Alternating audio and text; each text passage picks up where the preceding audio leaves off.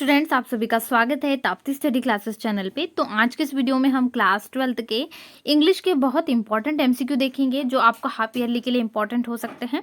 तो इसके लिए सबसे पहले आपको ब्लूप्रिंट देखना होगा, किस प्रकार से आपके ब्लूप्रिंट के अकॉर्डिंग यहाँ पर आपको पेपर पूछे जाएंगे, उससे कैसे क्वेश्चन आपको बन सकते हैं। ये सेकेंड पार्ट, ठीक है। इसके पहले पार्ट में मैंने बहुत ज़्यादा इंपॉर्टेंट क्वेश्चन के साथ साथ उसके आंसर प्रोवाइड करे थे जो आपको 2022 के लिए एग्जाम्स के लिए बहुत इंपॉर्टेंट है, जिसमें आप इतनी इजी लैंग्वेज में आंसर है कि आप फटाफट से याद कर लोगे। तो जिन स्टूडेंट्स ने वो वीडियो नहीं देखा है इंपॉर्टेंट क्वेश्चन आंसर का, फ्लेमिंगो विस्तास, वहाँ पर सप्लीमेंट्री रीडर जो आपकी बुक है उसके भी सारे क्वेश्चंस अपलोड हैं, तो लिंक डिस्क्रिप्शन में जाकर देख सकते हैं। इसके अलावा वीडियो को लाइक नहीं करा हो तो लाइक कर दीजिए, चैनल पर नहीं हो तो चैनल को जरूर सब्सक्राइब कर लीजिए, ठीक है।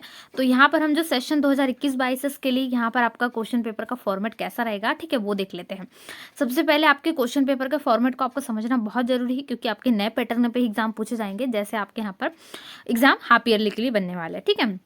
तो 32 मार्क्स के यहाँ पर आपको सब क्वेश्चंस यानी ऑब्जेक्टिव पूछेंगे, यानी कितना परसेंटेज हो गया 40%, यानी पासिंग मार्क्स आप सभी जानते हैं 33 होता है। तो 33 में से यदि आप 32 करेक्ट कर लेते हो ये तब यानी आपका पास बहुत पास में है। लेकिन पास होने से आपका सब कुछ नहीं होगा, आपको अच्छे मार्क करना है। तो 32 ऑब्जेक्टिव आपके लिए बहुत महत्वपूर्ण रखते हैं, कम मार्क नहीं होते हैं। आपका परसेंटेज मान लीजिए आपने यहाँ पर 80 में से लगभग 70 नंबर तक का पूरा करेक्ट करा हुआ है, या 50 नंबर तक का करेक्ट किया हुआ है, लेकिन आपके ऑब्जेक्टिव गलत है तो आपके नंबर और कम हो सकते हैं, इसलिए आपको ऑब्जेक्टिव पे ध्यान देना है। तो यहाँ पर एक मार्क के ऑब्जेक्टिव यानी 32 मार्क के। फिर 2 मार्क वाले क्वेश्चंस यहाँ पर टोटल आपको कितने होंगे, नंबर ऑफ क्वेश्चंस 2 मार्क्स वाले 10 क्वेश्चंस आपको ऐसे बनेंगे, छोटे छोटे दो दो अंक के आते वो। फिर थोड़े से यहाँ पर जो क्वेश्चंस बनेंगे तो 20 मार्क हो जाएंगे 10 क्वेश्चन का, मतलब 20 नंबर आप 2 अंक क्वेश्चन पे ले सकते हो। इसके अलावा इंग्लिश में आपको 3 मार्क वाले कितने, केवल 4 क्वेश्चन बन रहे हैं, यानी सिर्फ 12 मार्क्स के। तो यहाँ पर टोटल 20 मार्क हो गए, फिर 12 मार्क हो गए। इसके अलावा यहाँ पर 32 मार्क हो गए, ठीक है। तो मार्किंग यहाँ पर आपको याद रखना है कितने कितने मार्क्स हो रहे हैं, 32 मार्क्स, फिर 20 मार्क्स और यहाँ पर 12 मार्क्स। अब 4 क्वेश्चन किसके बन रहे हैं, 4 मार्क वाले 4 क्वेश्चन बन रहे हैं, यानी कितने मार्क्स के हो गए 16। तो 12, 16, 20 और 32 इन सभी को प्लस कर लीजिए, आपका 80 मार्क का पेपर कंप्लीट हो जाएगा। तो नंबर ऑफ क्वेश्चन यानी आपके क्वेश्चन पेपर में 23 क्वेश्चन रहेंगे, और कितने मार्क के लिए यहाँ पर 80 मार्क टोटल। तो ये हो गया। इसके बाद यहाँ पर जो मैं चैप्टर से सिलेबस वाइज यहाँ पर इतने चैप्टर्स के हम इंपॉर्टेंट एमसीक्यू देखेंगे जो आपको हाफ ईयरली में से भी पूछे जाने हैं। इसके अलावा जो बाकी चैप्टर्स है उसके भी आपको जल्दी मिल जाएंगे। प्रोज और पोइट्री दोनों सेक्शन के इसमें अवेलेबल है, तो ये सभी आप देखेंगे, ठीक है। इसमें सप्लीमेंट्री रीडर है, द टाइगर किंग है, journey to the end of the earth और द एनिमी। ये आपके इतने के एमसीक्यू है, इसके क्वेश्चन आंसर अपलोड किए हुए चैनल पर जाकर देख सकते हैं। चलिए, कुछ इंपॉर्टेंट एमसीक्यू है जो सारे चैप्टर्स के लिए मैंने आपको यहाँ पर करेक्ट करवा दी है, सारे चैप्टर्स आपको करना है। इसके अलावा ग्रामर का भी इंपॉर्टेंट यहाँ पर पोर्शन अपलोड है, जिसमें डूअर्स डायरेक्टेड है जो आपको हाफ ईयरली के लिए भी इंपॉर्टेंट है, उसमें आपको फिल इन द ब्लैंक्स भी मिल जाएंगे। ग्रामर का पोर्शन है तो वो भी जरूर देख लीजिए। चलिए, यहाँ पे पहला क्वेश्चन है, for the last 2 years where did all the bad news come from in the lesson the last lesson. जो लास्ट 2 सालों से है, जैसा मैंने अकेले यहाँ पर सेपरेट जब लास्ट लेसन के एमसीक्यू पढ़ाए थे उसमें भी एमसीक्यू करवाया है, तो ये आपको सेपरेट में भी करना है, बहुत इंपॉर्टेंट है। तो जो बुलेटिन बोर्ड है उस पर नोटिस यहाँ पर आता था, ठीक है, सारे नोटिस बुलेटिन बोर्ड पे आया करते थे, तो टिक हो जाएगा ऑप्शन नंबर फर्स्ट। चलिए, दूसरा क्वेश्चन देख लेते हैं। चलिए, दूसरा क्वेश्चन है, what was the profession of Mukesh father before the become a Bengal anchor. उसके पहले मुकेश के पिताजी क्या किया करते थे जब वो बेंगल मेकर नहीं थे, बहुत पहले की बात हो गई है।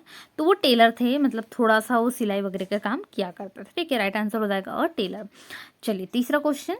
चलिए, तीसरा है, is your school ready, who asked this question. क्या तुम्हारा स्कूल रेडी है, ये किसने पूछा था, तो ये साहिब ने पूछा था, option number D right answer हो जाएगा साहिब। लेखक और उसकी बात हो रही थी साहिब की, तब का ये क्वेश्चन बनेगा। इसके बाद अगला क्वेश्चन है हम, who is the writer of the lesson the last lesson. सभी लेसन जितने आपको पूछे जाने हैं, जैसे यहाँ पर अ थिंग ऑफ ब्यूटी भी एक लेसन है, यदि वो भी पूछा जाना है तो यहाँ पर उसको आपके जो भी पोइट है, पोइट्री, उसको आपको याद होना चाहिए, ठीक है। तो कौन है इसके लेखक, ये है अल्फोंसो डाउडेट, ठीक है। तो option number A right answer हो जाएगा। इसके बाद बढ़ते हैं क्वेश्चन नंबर 5 पे। तो क्वेश्चन नंबर 5 है, according to the author what was garbage for the children. ठीक है, जो गार्बेज था उनके लिए बहुत अच्छा था संकेत, यानी उसमें उन्हें ऐसा लगता था कुछ सिक्के पैसे कुछ उन्हें मिल जाएंगे, ठीक है, कचरे में। तो ये रैक पिकर्स जो होते हैं इनके लिए बहुत महत्व रखता है। तो आंसर होगा a wonder, option number D right answer हो जाएगा। चलिए, इसके बाद नेक्स्ट क्वेश्चन है, what did William O Douglas desire for. ये डीप वाटर लेसन से है। इसमें जो विलियम डगलस होते हैं वो अपना डर निकालते हैं, ठीक है। तो किसने यहाँ पर आएगा आंसर, तो option number C, to learn swimming, ठीक है। राइट आंसर क्या होगा, उन्होंने प्रेरणा बनाई कि अब मुझे स्विमिंग सीखना ही है, अपने अंदर का डर बाहर निकालना है, तो टू लर्न स्विमिंग हो जाएगा राइट आंसर। चलिए क्वेश्चन नंबर 7 देख लेते हैं। From where did the orders come to teach only German in the districts of Alaska and Lorraine, ठीक है। अलास्का और लॉरेन में जो जैसे जिले स्तर पे होते हैं, तो यहाँ पर जो आते थे, जैसे कुछ ऑर्डर वगैरह आए, कुछ बाहर से आदेश आए, तो वो कहाँ से पारित होते थे, ठीक है, तो वो बर्लिन से। राइट आंसर क्या होगा, बर्लिन, यहाँ पर आया था बर्लिन में। चलिए उसके बाद है नेक्स्ट क्वेश्चन है question number 8। Which language would the students study from the next day. अब कौन सी लैंग्वेज उनको सीखना था अगले दिन से, तो वो थी जर्मन, ठीक है। कौन सी language, German. Right answer German हो जाएगा। चलिए इसके बाद क्वेश्चन नंबर 9 है। तो जो एमसीक्यू मैं आपको बता रही हूँ बहुत इंपॉर्टेंट है और आपको कहीं ना कहीं बहुत एग्जाम्स में आप पूछे जाएंगे। जैसे हाफ ईयरली के बाद प्री बोर्ड में आपको इन्हीं में से एमसीक्यू देखने मिल सकते हैं। इसके अलावा मेन बोर्ड एग्जाम की बात करें, वार्षिक परीक्षा के लिए भी यहाँ पर आपको कुछ ना कुछ एमसीक्यू इसी में से ही पूछे जाएंगे, इसलिए आपको अच्छे से तैयारी करना। और ये कुछ एमसीक्यू ऐसे है जो हमेशा पूछे जाते हैं, हर साल रिपीटेड है एमसीक्यू, ठीक है, इसलिए आपको यहाँ पर ही प्रोवाइड करा रही हूँ ताकि आपको अच्छे से प्रिपरेशन हो।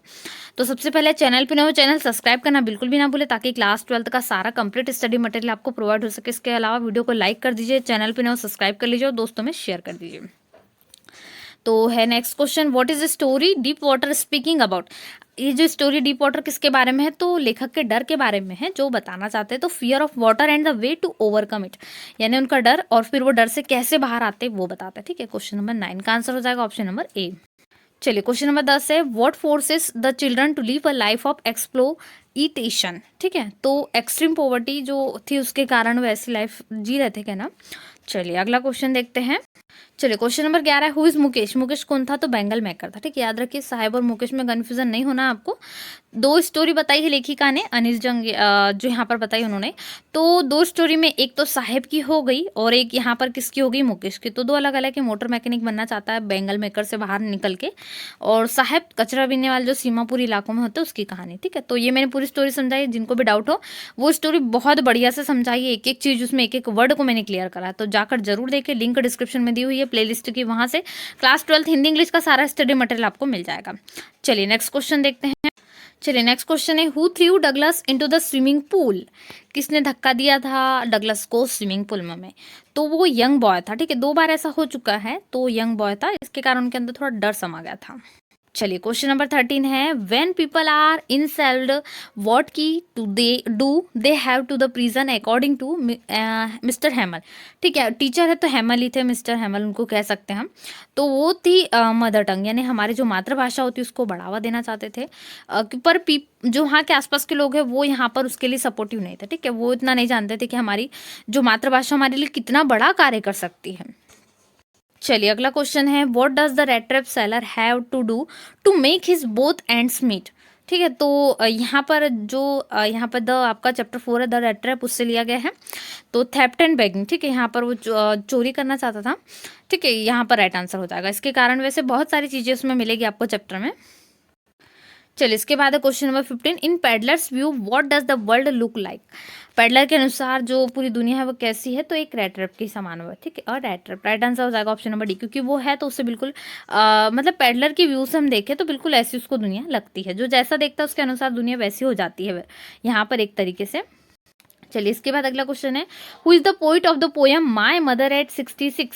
इसमें यहाँ पर आपको पूछा गया है माई मदर एट 66 की लेखिका कौन है, ठीक है। वैसे तो यहाँ पर है कमला दास, बहुत बढ़िया, उन्होंने अपनी माँ के प्यार के बारे में कविता लिखी है जब उनकी एज थोड़ी ज़्यादा हो गई है, देख रही है, तो वो बढ़िया से मैंने यहाँ पर इसकी भी समरी समझा है। इसके इंपॉर्टेंट क्वेश्चन आंसर भी अपलोड है, चैनल पर जाकर देख सकते हैं।